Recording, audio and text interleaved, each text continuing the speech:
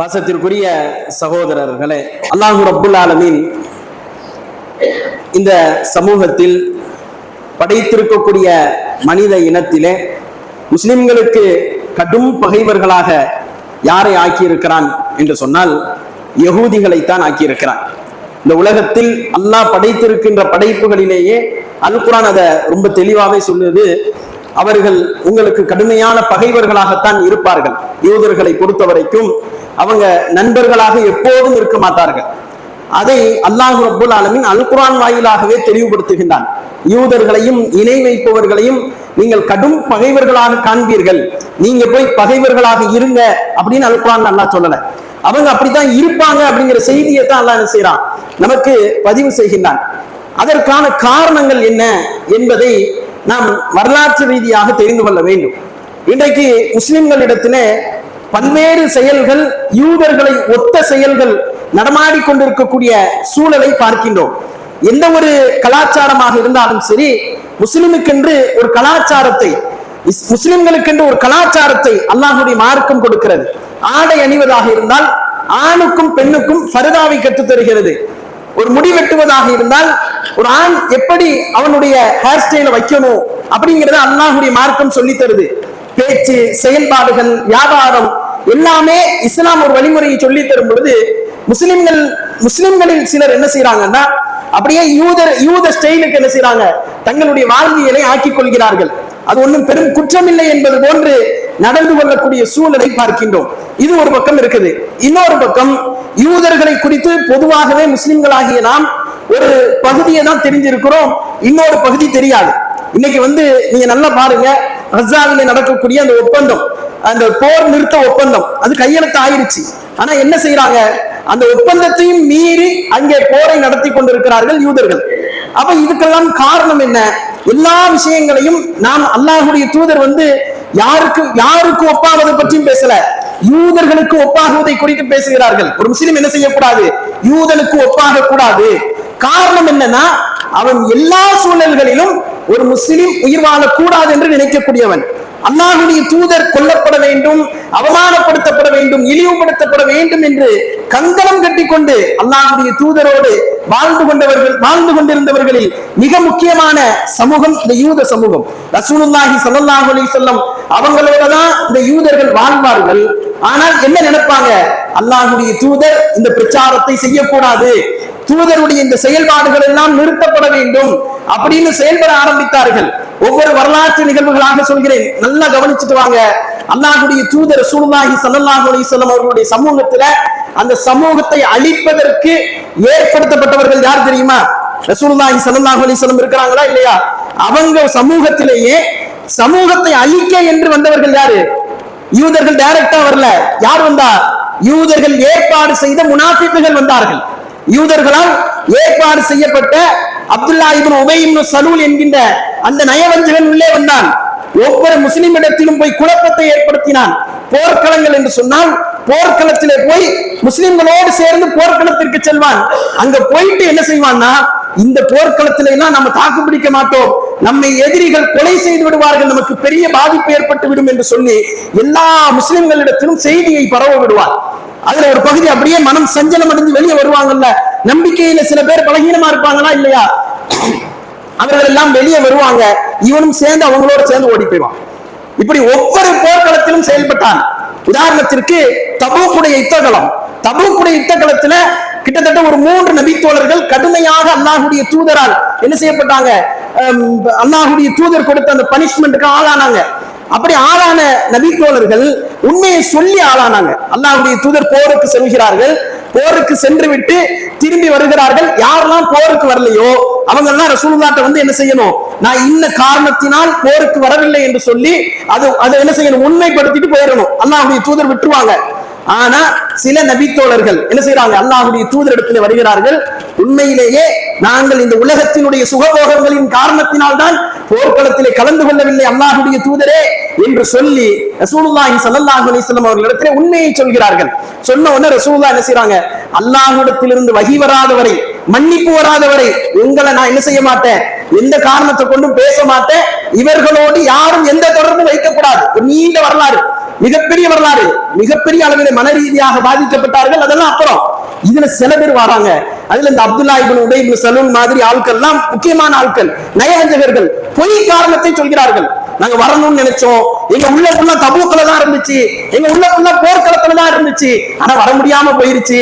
நம்ம மக்கள் சொல்லுவாங்கல்ல, ஒரு தொழுகைக்காக வேண்டி, ஒரு இபாதத்திற்காக வேண்டி காரணம் சொல்லுவாங்கல்ல, ஃபஜ்ருக்கு வரணும்னு நினைச்சோம், ஆனா கொஞ்சம் டைம் ஆயிடுச்சு, எந்திக்கும் போதே லேட் ஆயிடுச்சு. இவன் ஃபஜ்ரே தொழுதிருக்க மாட்டான், நம்ம கிட்ட கதை விடுவான். என்ன சொல்லுவான்? ஃபஜ்ர் தொழாம அவன் சேர்ந்து இருக்கக்கூடிய நண்பர்கள் நல்ல நண்பர்கள் என்கின்ற காரணத்தினால இந்த மாதிரி சூழல் அவர்களுக்கு ஏற்படும்.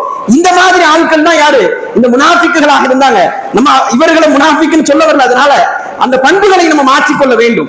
அப்ப இவங்க உண்மை காரணத்திற்கு பதிலாக பொய்யான காரணத்தை கூறி தப்பித்துக் கொண்டார்கள் என்பதை வரலாற்றில் பார்க்கிறோம். இது மட்டுமா, அல்லாஹ்வுடைய தூதர் அவர்கள் எந்த போர்க்களத்தை அறிவித்தாலும் சரி, ஒவ்வொரு போர்க்களத்திலும் இவர்கள் செய்த அநியாயங்கள், அட்டூழியங்கள் எல்லாம் மிதமிஞ்சி போயிருந்துச்சு. முனாஃபிக் என்கின்ற பட்டியலில் வரக்கூடியவர்கள் பெரும்பான்மையானவர்கள், சில பேர் தான் சுகபோகங்கள் என்கின்ற பட்டியல். ஆனா சில பேர் எப்படி இருந்தாங்க தெரியுமா? யூதர்களோட நேரடியாக, யூதர்களோட நெருங்கிய தொடர்பு. அல்லாஹ் அல் குர்ஆன்ல வசனத்தை இறக்கினான், யா அய்யுஹல்லதீன ஆமனூ, நம்பிக்கை கொண்டவர்களே, லா தத்தஹிதுல் யஹூத வன் நஸாரா, யூத நஸ்ரானிகளை, யூத கிறிஸ்தவர்களை நீங்கள் அவுலியாக்களாக, உச்சநேசர்களாக ஆக்கிக் கொள்ளாதீர்கள் என்று அல்லாஹ் கண்டித்து வசனத்தை இறக்கினான். அந்த அளவுக்கு சில பேர் நெருங்கிய தொடர்பை வைத்திருந்தார்கள். அதுக்கப்புறம் கட் பண்றாங்க ஒவ்வொருத்தையா. அப்துல்லா இப்னு உபை இப்னு சலூல கூப்பிட்டு அல்லாஹ்வுடைய தூதர் கேட்கிறாங்க, நீ இந்த மனிதனோட, இந்த யூதனோட தொடர்பு வச்சிருக்கிறிய, நீ மௌத் நேரத்துல இருக்கிறான், சக்கராத்துடைய நேரத்துல, மரணிக்கக்கூடிய நேரத்துல இந்த அப்துல்லா இப்னு உபை இப்னு சலூல் என்ன செய்யறான்னா, சக்கராத்துல கிடக்கும் போது ரசூலுல்லாஹ் பார்க்க போறாங்க. போயிட்டு சொல்றாங்க, நீ இந்த யூதர்களோட எல்லாம் தொடர்புல இருக்கிறிய, அல்லாஹ்வுக்காக இந்த நட்பை நீ முறிக்க கூடாதா அப்படின்னு ரசூலுல்லாஹ் கேட்கிறாங்க. உடனே அவன் சொல்றான், நான் இந்த நட்பை முறிக்கிறதுனால எனக்கு ஏதாவது நன்மை வந்துட போகுதா? நான் எதிர்காலத்தை குறித்து பயப்படுகிறேன், என்னுடைய எதிர்காலம் என்ன ஆகும் அப்படின்னு எனக்கு தெரியாது. அப்போ அல்லாஹ்வின் மீது நம்பிக்கை கிடையாது, எதிர்காலம் பாதிப்பை ஏற்படுத்தும் என்கின்ற அந்த எண்ணத்தை என்ன செய்யறான்? வெளிப்படுத்துறான். ரசூலுல்லாஹி ஸல்லல்லாஹு அலைஹி வஸல்லம் சபையை விட்டு வெளியே வந்தாங்கங்கிற அந்த வரலாற்றை பார்க்கிறோம். இப்படி யூதர்களை பொறுத்த வரைக்கும் முனாஃபிக்குகளை ஏற்படுத்தி சமூகத்திலே குழப்பத்தை ஏற்படுத்துவது, இதைத்தான் பலஸ்தீனத்திலையும் செஞ்சாங்க. சமூகத்தில் குழப்பத்தை ஏற்படுத்தினார்கள். போர் முடிந்த உடனே என்ன செஞ்சாங்க? அங்கே இருக்கக்கூடிய அரசாங்கம் யாரெல்லாம் முனாஃபிக்கு இப்ப நடந்தது, இந்த போர்க்களத்திற்கு பிறகு நடந்தது, 700 நாட்கள் போருக்கு பிறகு நடந்தது, யாரெல்லாம் முனாஃபிக்கோ அவனெல்லாம் பிடிச்சு கொலை செய்து விட்டார்கள். டொனால்ட் ட்ரம்பே அறிவிச்சார். என்ன சொன்னார் தெரியுமா? நாங்க என்ன எங்க அரசாங்கத்திற்கு எதிராக இப்படி செயல்பட்டவர்களை என்ன செய்வோமோ அதைத்தான் பலஸ்தீன அரசாங்கம் செய்கிறது என்றார்கள் என்று அறிவிச்சார். அவரு இப்ப மாத்தி பேசுகிறார். அதெல்லாம் நம்ம என்ன செய்யறோம் பார்க்கிறோம். அந்த அப்படி ஒரு சூழலை இந்த முனாஃபிக்குகள் ஏற்படுத்தி இருக்கிறார்கள்.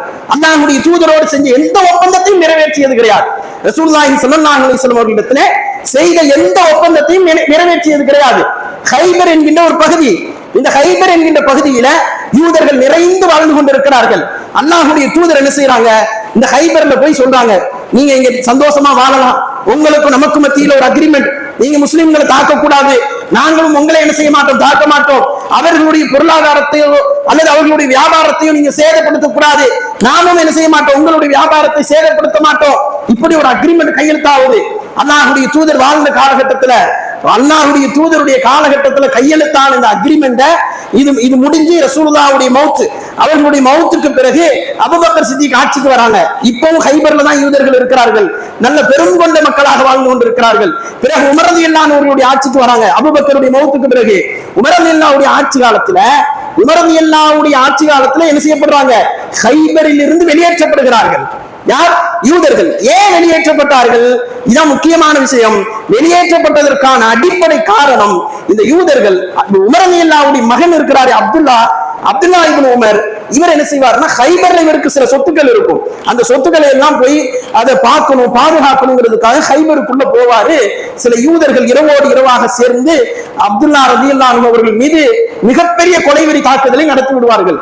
அப்துல்லா வந்து சொல்வார், தந்தைகிட்ட சொல்வார், அமீருல் மோமினின் உமர் ரலியல்லாஹு அன்ஹு அவர்களை பொறுத்த வரைக்கும் மகன் தந்தை அப்படியெல்லாம் பாகுபாடு பார்க்க மாட்டாங்க, யாரா இருந்தாலும் சரி ஹக்குக்கு என்ன செய்வாங்க? உறுதுணையாக நிற்பார்கள். இப்ப அநீதி இழைக்கப்பட்டவர் அப்துல்லா, மகன்கிறத தாண்டி அநீதி இழைக்கப்பட்டது யாரு? அப்துல்லா அநீதி இழைக்கப்பட்டிருக்கிறார். 2 முட்டையும் உடைச்சிட்டாங்க, முட்டு பெசகிருச்சு, 2 காய் முட்டும் பெசகிருச்சு.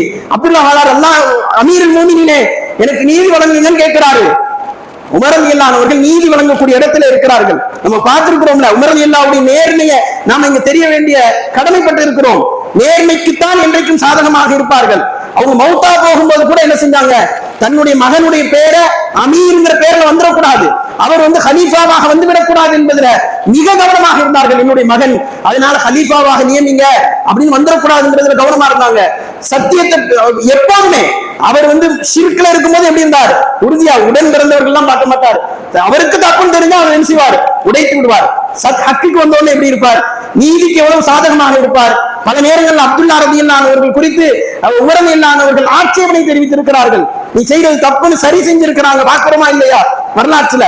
அப்ப இந்த இடத்துல அப்துல்லா தாக்கப்பட்ட உடனே கைபர்ங்கிற பகுதிக்கு போறாங்க. முதல்ல என்ன செய்யறாங்கன்னா, சஹாபாக்களை எல்லாரையும் அழைக்கிறாங்க.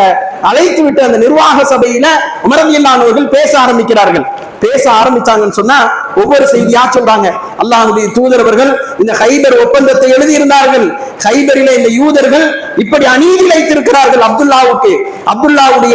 அப்துல்லாவுடைய மேனி காயங்கள் சுமந்து நிற்கின்றன. அப்துல்லாவுக்கு நாம் நீதி வழங்கும் முகமாக கைபரில் இருந்து இந்த யூதர்களை நாம் வெளியேற்றுகிறோம் என்று அல்லாஹ்வுடைய அப்துல்லா அமீருல் மோமினின் உமர் ரலியல்லாஹு அவர்கள் அறிவிப்பு செய்கிறார்கள். கைபரில் இருந்து யூதர்கள் வெளியேற்றப்படுகிறார்கள். இதான் காரணம். கைபர்ல இருந்து ஏன் வெளியேற்றப்பட்டாங்க, ஒப்பந்தத்தை முறித்தார்கள். மூமின்களை தாக்கக்கூடாது என்பது ஒப்பந்தம். அந்த ஒப்பந்தத்தில் என்ன செய்யல, உறுதியாக இருக்கவில்லை.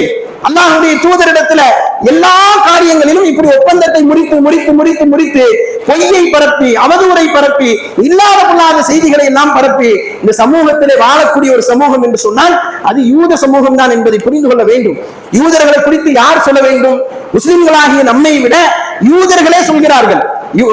முஸ்லிம்களாக நம்மை விட யூதர்களாக இருந்து இஸ்லாத்திற்கு வந்திருப்பாங்களா இல்லையா, அவங்களே போட்டு உடைக்கிறாங்க. யூதர்கள் எப்படிப்பட்டவர்கள், அப்ப அது எவ்வளவு உண்மையா இருக்கும். ஒரு யகூதி எப்படிப்பட்டவன் என்பதை யகூதியாக இருந்து இஸ்லாத்தை ஏற்றுக்கொண்ட ஒரு முஸ்லிம் சொல்கின்றார். யகூதி இப்படிப்பட்டவன் தான், அவர்தான் அப்துல்லா இப்னு சலாம் ரலியல்லாஹு. அப்துல்லா இப்னு சலாம் யூத மதகுருமார்களிலே ஒருத்தர்.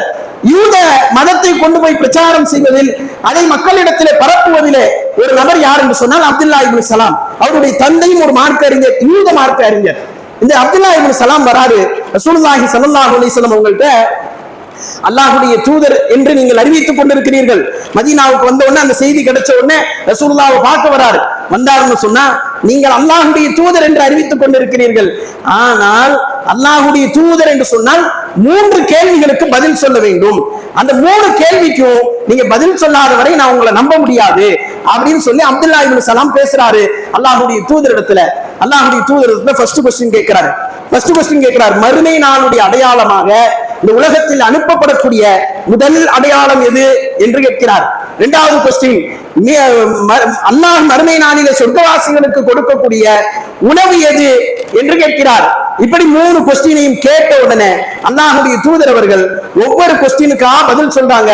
பதில் சொன்ன உடனே மறுமை நாள்ல அல்லாஹ் கொடுக்கக்கூடிய அந்த சொர்க்கத்துல கொடுக்கக்கூடிய அந்த உணவு எதுன்னு சொன்னா, அந்த உணவு மீனுடைய ஈரல்ல பெரும் பகுதி என்ன செய்வான், அல்லாஹ் உணவாக கொடுப்பான் சொர்க்கவாசிகளுக்கு. மறுமை நாளுடைய முதல் அடையாளமாக உலகத்தில் ஏற்படக்கூடிய அடையாளம் எது என்று சொன்னால், அது ஒரு பெரிய நெருப்பு கிழக்குல இருந்து மேற்க பார்க்க என்ன செய்யும், தொடக்கும். அதுதான் முதல் அடையாளம் என்று சொல்லி அந்த அடையாளத்தை சொல்றாங்க. இன்னொரு செய்தியை சொல்றாங்க, ஞாபகம் இல்ல. அப்ப 3 செய்தியும் சொன்ன உடனே தந்தை குறித்து பேசுகிறார். அதாவது ஒரு குழந்தை பிறக்குது இல்ல, இந்த குழந்தை பிறக்கும் போது அது ஒரு தாயுடைய சாயல்ல பிறக்குது. இது எதனால, சில குழந்தைகள் தந்தையுடைய சாயல்லையும், சில குழந்தைகள் தந்தையுடைய சாயல்ல பிறக்குது, சில குழந்தைகள் தாயுடைய சாயல்லையும், தாயுடைய உடன் பிறந்த சகோதரர்களுடைய சாயல்லையும் பிறக்குது. இது எதனால அப்படிங்கிற क्वेश्चனையும் கேட்பாரு. உடனே ரசூலுல்லாஹி ஸல்லல்லாஹு அலைஹி வஸல்லம் சொல்லுவாங்க, தந்தையுடைய சாயல்ல பிறக்கிறதுக்கு என்ன காரணம் அப்படின்னு சொன்னா, கணவனும் மனைவியும் சேரும் பொழுது யாருடைய விந்து துளி கர்ப்பப்பையிலே முந்துகிறதோ அவர் அந்த குழந்தை அவருடைய சாயல்ல, தந்தையுடைய விந்து துளி முந்து விட்டது என்று சொன்னால் தந்தையுடைய சாயல்ல என்ன செய்யும், குழந்தை பிறக்கும்.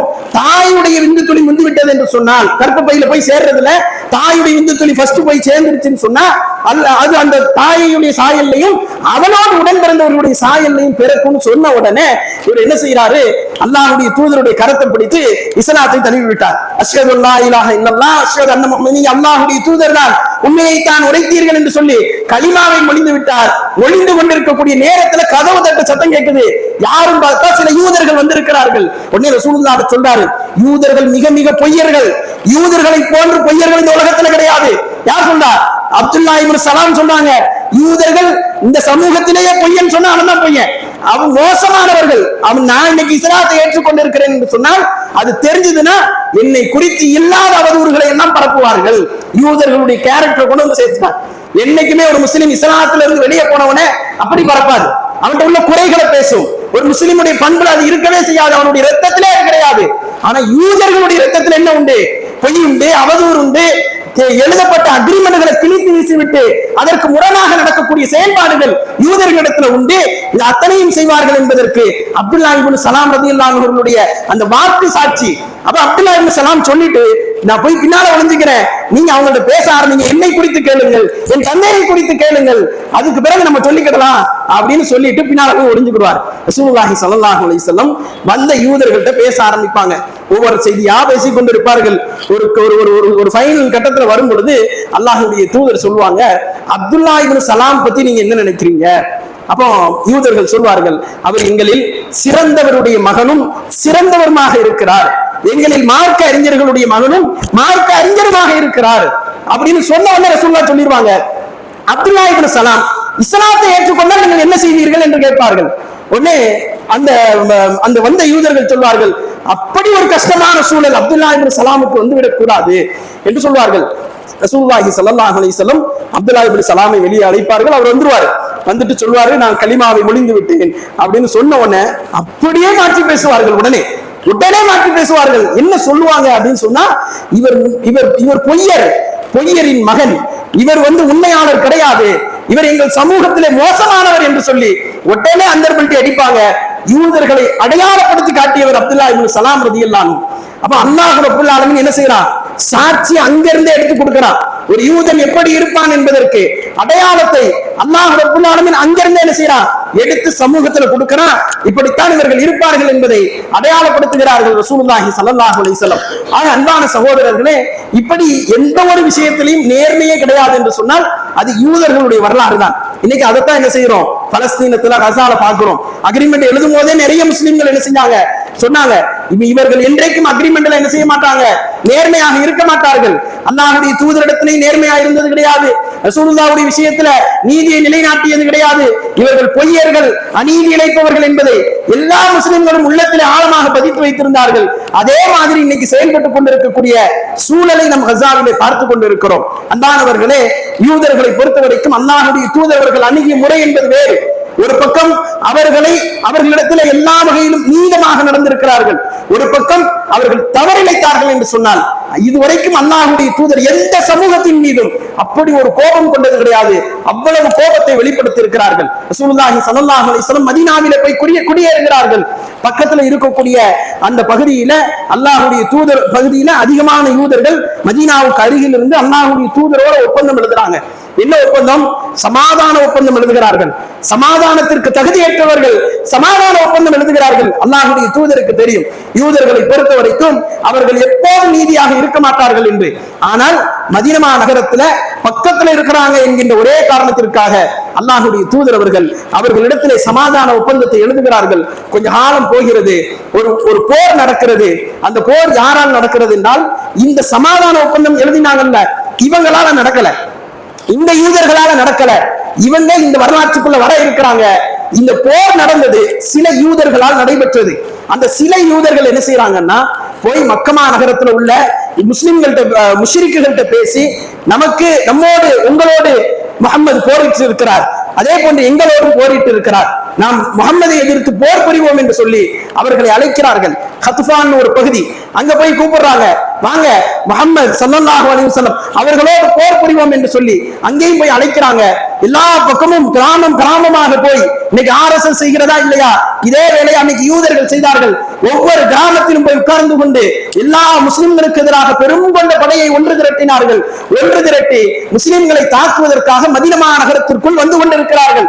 வரும்போதே அல்லாஹ்வுடைய தூதருக்கு செய்தி வந்து விட்டது, இந்த சமூகத்தை தாக்குவதற்கு 10,000க்கும் மேற்பட்ட மக்களை கொண்ட ஒரு பெரும்படை வந்து கொண்டிருக்கிறது என்று சொன்ன உடனே அல்லாஹ்வுடைய தூதர் எண்ணி பார்க்கிறாங்க, தன்னுடைய சமுதாயத்தில் வெறும் 3000 பேர் தான், அல்லாஹ்வுடைய தூதருடைய தோழர்கள் 3000 பேர் தான். என்ன செய்வது? இவர்கள் மொத்தமாக சுற்றி இருந்து கொண்டு தாக்கினார்கள் என்று சொன்னால் மொத்த சமூகமும் சிதிலமடைந்து விடும். நம்ம இடத்திலே நீதியாக இருக்க மாட்டார்கள், அநீதி இழைப்பார்கள், பெண்களுக்கு பாதுகாப்பு இருக்காது, எல்லா வகையிலும் சிறைபிடித்து சித்திரவதை செய்து இந்த மார்க்கமே இல்லாமல் ஆக்கி விடுவார்கள் என்று கூறி அல்லாஹ்வுடைய தூதர் பெரும் கொண்ட ஒரு ஆலோசனை சபையை ஏற்பாடு செய்கிறார்கள். அந்த ஆலோசனை சபைதான் இந்த யுத்தத்திற்கு பெயர் வைக்கிறது, அகல் யுத்தம் என்று பெயர் வைக்கிறது. அல்லாஹ்வுடைய தூதர் அவர்கள் அந்த யுத்தத்திற்கு அந்த ஆலோசனை சபையில ஒரு நபித்தோழர் சொல்றார், சல்மான் பாரிசி என்று சொல்லக்கூடிய நபித்தோழர், அல்லாஹ்வுடைய தூதரை எங்களுடைய பகுதியில போர்லாம் நடந்துச்சுன்னா நாங்க என்ன செய்வோம், சில சமயங்கள் இந்த மாதிரி அகல் வெட்டுவோம், எதிரிகள் அங்கிருந்து இங்க வர முடியாது, அங்கிருந்து இங்க எந்த ஒரு தாக்குதலையும் தொடுக்க முடியாது, அது மிகப்பெரிய ஒரு போர் தோல்வி அவர்களுக்கு ஏற்படுத்தி கொடுக்கும் அப்படின்னு தனக்குப்பட்ட ஆலோசனை சொல்றார். ரசூலுல்லாஹ்வுக்கு அது ரொம்ப ரொம்ப சிறந்த ஆலோசனையாக தெரிந்தது. அல்லாஹ்வுடைய தூதர் ஏற்றுக்கொண்டார்கள். அந்த ஆலோசனையின் பேரிலே குழி வெட்டுகிறார்கள். அல்லாஹ்வுடைய தூதர் அவர்கள் குழு குழுவாக அந்த மக்களை இறக்கிவிட்டு மதீனாவை சுற்றிலும் குறிப்பிட்ட பகுதிக்கு அகல் தோண்டப்படுகிறது. அல்லாஹ் ரப்பல் ஆலமீன் அந்த அகல் தோண்ட ஆரம்பித்ததிலிருந்து போர் முடியும் வரைக்கும் அந்த நபித்தோழர்களுக்கு உதவி செய்தான். அப்படி ஒரு உதவியை இறக்கினான். அல்லாஹ்வுடைய தூதருடைய இந்த மார்க்கத்தை பாதுகாப்பதற்கு உதவியை இறக்கினான். எல்லா வகையிலும் உதவி இறக்கப்பட்டுக் கொண்டிருக்கக்கூடிய நேரத்தில் தான் இந்த யூதர்கள் இந்த மக்களை எல்லாம் ஒண்ணு திரட்டி வந்தாங்களே, இவங்க போய் பார்க்கிறாங்க, பின்னால யார் இருக்கிறா, எல்லா வாசலும் அடைக்கப்பட்டது, அகலால் அத்துணை வாசலும் அடைக்கப்பட்டது, ஒரே ஒரு வாசல் இருக்குது. அது யாருன்னா கைனுகா குலத்தை சேர்ந்த யூதர்களுடைய வாசல் தான் திறக்கப்பட்டிருக்கிறது. ஆனா அவர்களிடத்தில் அல்லாஹ்வுடைய தூதர் ஒப்பந்தம் செய்திருக்கிறார்கள். என்ன செய்யறது? அந்த ஒப்பந்தத்தை முறிக்க சொல்லுவோம். ஒப்பந்தத்தை முறிச்ச பிறகு அந்த யூதர்களை வச்சு இந்த சமூகத்தை வேட்டையாடுவோம் என்று களமிறங்குகிறார்கள். அவர்களிடத்துல போய் பேச ஆரம்பிக்கிறாங்க. அல்லாஹ்வுடைய தூதர் ரசூலுல்லாஹி ஸல்லல்லாஹு அலைஹி வஸல்லம் அவர்களுக்கு தகவல் வர ஆரம்பிக்குது. இப்படியே செய்தி போய்கிட்டே இருக்கும் பொழுது அல்லாஹ் என்ன செய்யறான், அகல் யுத்தத்துல அங்க பேசிக்கிட்டு இருக்கிறாங்க. அகல் யுத்தம் ஆரம்பமாகிறது. எல்லா வகையிலும் முஸ்லிம்களுக்கான உதவியை அல்லாஹ் இறக்குகிறான். மிகப்பெரிய அளவில் வெற்றியை அல்லாஹ் கொடுக்கிறான். வந்த அத்துணை எதிரிகளும் விரண்டோட ஆரம்பிக்கிறார்கள். அல்லாஹ் ஒரு காற்றை அனுப்பினான் என்று அல் குர்ஆன் சொல்கிறது. ஒரு காற்று, அந்த காற்று குளிர் காற்று, அந்த காற்றை தாங்கிக் கொள்ள முடியாமல், நெருப்பு மூட்ட முடியாமல், அல்லாஹ்வுடைய தூதர் சொல்றாங்க, நெருப்பு கூட மூட்ட முடியாமல் விரண்டோட ஆரம்பித்தார்கள். ஒருத்தருமே பாக்கி இல்லைன்னு சொல்லக்கூடிய அளவிற்கு அஹ்ஸாபுடைய யுத்தம் நிறைவு பெறுகிறது. எல்லா நபித்தோழர்களும் வாளை தூக்கி வச்சாச்சு. அல்லாஹ்வுடைய தூதர் சொல்றாங்க, போர் முடியல, அக்ரிமெண்டை கிழித்தெறிந்து சமூகத்திற்கு எதிராக களமாடிய ஒரு சமூகம் இருக்குது, அவர்களை வேட்டையாடிய பிறகுதான் போர் முடியும் என்று அல்லாஹ்வுடைய தூதர் அறிவித்தார்கள். இன்னைக்கு அல்லாஹ்வுடைய தூதர் அறிவித்த அந்த அறிவிப்பு இந்த யூதர்களுடைய விஷயத்துல முஸ்லிம்களுடைய உள்ளத்தில் ஆழமாக இருக்கிறது. எப்படி அறிவிப்பு தெரியுமா? அந்த அறிவிப்புக்கு பிறகு நபித்தோழர்கள் எல்லாம் ஒன்று திரண்டு அந்த யூதர்கள் இருக்கக்கூடிய அந்த கோட்டைகளை முற்றுகையிட்டு அவர்களை வெளியே இழுத்து வந்து அல்லாஹ்வுடைய உத்தரவின் பேரிலே, அவனுடைய வஹீயின் பேரிலே அல்லாஹ்வுடைய தூதர் அவர்களுக்கு தண்டனையை நிறைவேற்றுகிறார்கள். இந்த தண்டனை தான் இன்றைக்கு முஸ்லிம்களுக்கு எதிராக செய்யக்கூடிய பிரச்சாரங்களிலே முதன்மையாக யூதர்களிடத்தில் இருக்கிறது. என்ன தண்டனை அல்லாஹ்வுடைய தூதர் கொடுத்தாங்க தெரியுமா? யாரெல்லாம் யூதர்களிலே வரம்பு மீறினார்களோ அந்த சமூகத்தில் உள்ள ஆண்களுடைய தலைகள் எல்லாம் துண்டிக்கப்பட வேண்டும். இதை அல்லாஹ்வுடைய தூதர் சாயத் என்று சொல்லக்கூடிய நபித்தோழரிடத்திலிருந்து வாங்கி அந்த பனிஷ்மெண்ட்டை கொடுப்பாங்க. சாயத் அந்த போர்க்களத்துக்கு போயிட்டு காலில் அடிபட்டு வருவாரு. வந்த உடனே அவரை கூப்பிட்டு வர சொல்லுவாங்க. நபித்தோழர்கள் அழைத்து வருவார்கள், தூக்கி வருவார்கள். சாயத் சொல்றதுதான் தீர்ப்பு, நீங்க ஏற்றுக்கொள்வீர்களா என்று கேட்பார்கள். உடனே அவர்கள் சொல்வார்கள், நாங்கள் ஏற்றுக்கொள்கிறோம். எல்லா இடத்திலும் யூதர்களுக்கு யார் யூத இனத்திலிருந்து இஸ்லாத்தை ஏற்றுக்கொண்டார்களோ அவர்களை கொண்டுதான் அல்லாஹ்வுடைய தூதர் அவர்கள் தண்டனை அறிவித்திருக்கிறார்கள்.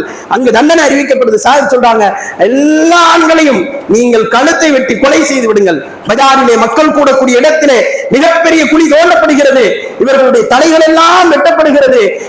இதை பார்த்து கொண்டிருந்த அல்லாஹ்வுடைய தூதர் அவர்கள் போரிலே வெற்றியை அப்பொழுதுதான் உணர ஆரம்பிக்கிறார்கள். எவ்வளவு துரோகம் செய்திருக்கிறார்கள் தெரியுமா?